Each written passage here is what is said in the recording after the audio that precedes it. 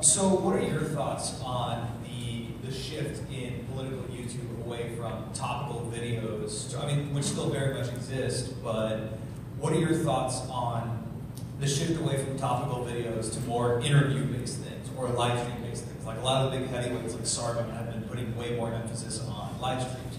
The Warskis and Tonkasawa have popularized non-Queen's Murder rules debates that they're called Bloodsports, so on and so forth. And a lot more ideas are beginning to get out there as people are taking an interest in this new format. Does this give you hope?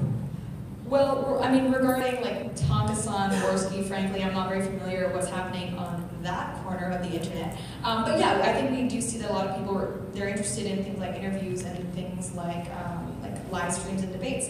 And I think that's great, and I love doing interviews. But the thing with why I think straight up commentary and topical videos will always have a place is that I like to think of what I do as not necessarily, I'm not a journalist, I'm not a news broadcaster. If I'm your source of news, you need to rethink things because that's not a good idea.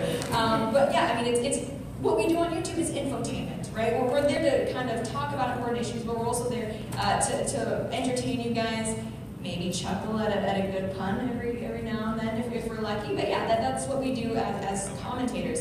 And I think a lot of people might enjoy things that are more high tension, high conflict, internet blood sports, and that's great. That should be there for them. But I think there is something to be said about something more like almost their video argumentative essays, and I still think that there's a place for that. But what I'm glad to have with YouTube is that we actually have a platform where it's not a zero-sum game, right? People doing more of thing A doesn't detract from people doing thing B.